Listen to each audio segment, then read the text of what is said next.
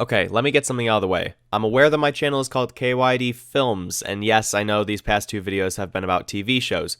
Okay, just deal with it, alright? I'm having a good time, and I hope you are too, alright? This essay will not be covering Season 2 of The Mandalorian, as I have not even seen it yet, but have been spoiled on the cameos. Thanks a lot, YouTube. This video may be a tad bit shorter than all my other video essays, but I just wanted to crank out some content for you all. I'm working on a new short film at the moment, and I'm trying to put all my time into writing that. So, I hope you understand, and keep an eye out for that short film. It should be coming kinda soon. And by kinda soon, I mean probably in the beginning of 2021? I don't know. Also, just a quick thank you for helping me reach 200 subscribers. It really means a lot. Like, shit, we're almost at 300. Let's see if we can hit 500 by 2021. I mean, I don't know if we can do it, but, a nice little challenge. Thank you very much, and, let's get right into the video.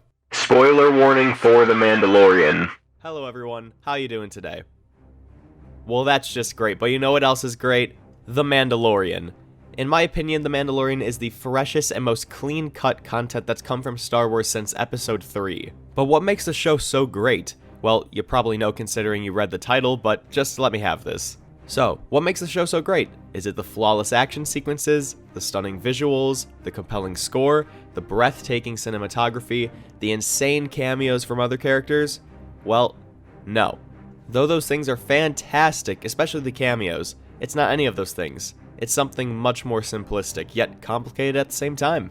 In my last video, I explored the relationship between Homelander and Billy Butcher, and today, we'll be doing something similar, but instead of exploring the relationship of hate, we'll be exploring one of love. But this is a little bit different since the relationship is one-sided. Let me rephrase that. Mando does not change the child's personality or motive in any way, so it's a little bit different. Today, we'll be looking at the relationship between the Mandalorian and the child. Again, let me rephrase that. Today we'll be looking at how the child humanizes the Mandalorian. Alright, so let's kick this off. In the beginning, the Mandalorian did not even question the guild at all. He did his work, and that's about it. No questions asked. He brought in whoever he was hired to bring in, and that was that. Just a normal bounty hunter life. Now granted, he is a bounty hunter, he did his job, he brings in the target, he gets paid, he doesn't ask any questions, it's standard stuff, so he's not breaking any rules. But then Mando is commissioned for a new target.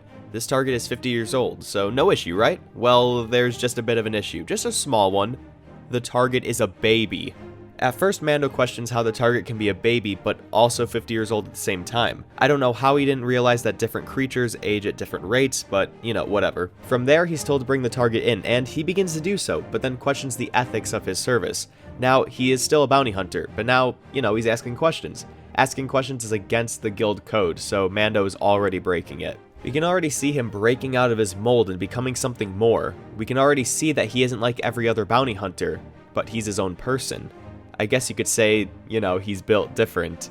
Please don't unsub for that one, please. It was a one-time thing. I won't do it again, I promise. Now, before we dig further into the topic at hand, a quick word from our sponsor, which is me. I don't even have 300 subscribers. Of course, I don't have a sponsor, but I could be my own sponsor. Have you ever wanted to support a creator? Well, look no further. Just as The Mandalorian supports the child, you can support me on Patreon for as little as $1 per month. Now, I know what you're thinking. Why would I support this guy? Well, these videos are very time consuming, and since they aren't monetizable, I don't get any return on them. Donating $1 per month is the equivalent of skipping one McDonald's coffee per month. And look at that, we already have our first 3 patrons. Huge shout out to Scott Tyler, Sean, and Mantu for supporting the channel. For only $1 per month, you can have your name in the credits of every video, but wait, there's more. For only $3 per month, you can have early access to videos, shorter unscripted movie reviews, as well as your name in the credits. So, if that sounds good to you, make sure you check it out. If not, understandable.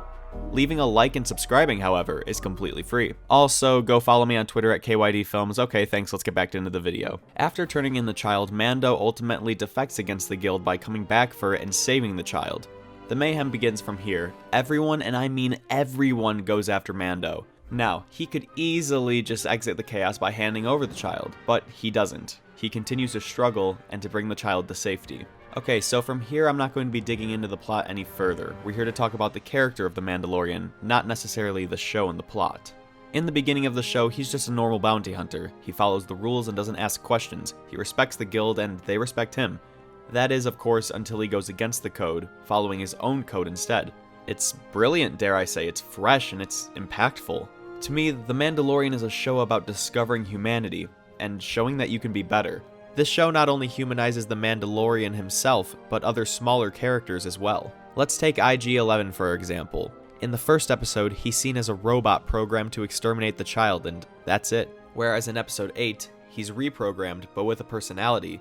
He cares about the child, he saves Mando, and most importantly, he sacrifices himself for the child. Not only does the show humanize robots and these other small characters, but it also humanizes the Tusken Raiders. In every movie, the Tusken Raiders are portrayed as mindless savages who will do anything, and I mean anything, to survive.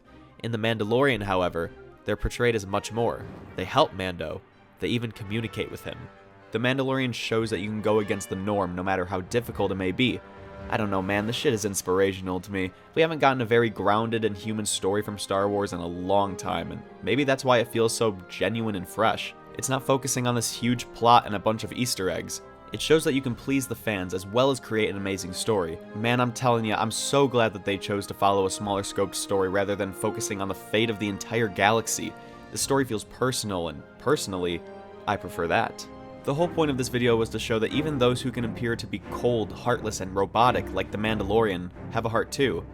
It just may be difficult for them to show it. This show is phenomenal, please go check it out. I know it has some filler episodes, but hey, they're still entertaining.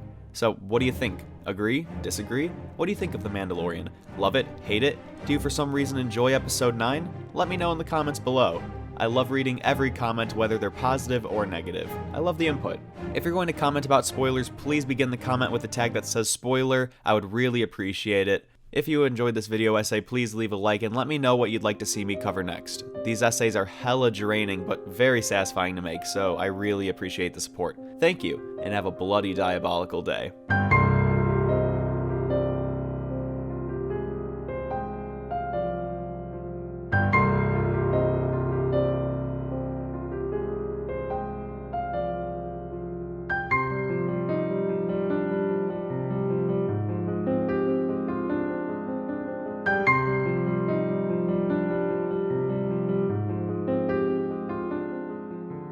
Hello everyone, thank you for watching this video essay about The Mandalorian. I had a good time making, I had a good time recording, I had a good time watching the show overall. Again, if you haven't seen it, please go check it out. It's a phenomenal show. I know I already said my goodbyes, but I just want to take another opportunity to thank Scott, Tyler, Sean, and Mantu for being the first patrons to support the channel.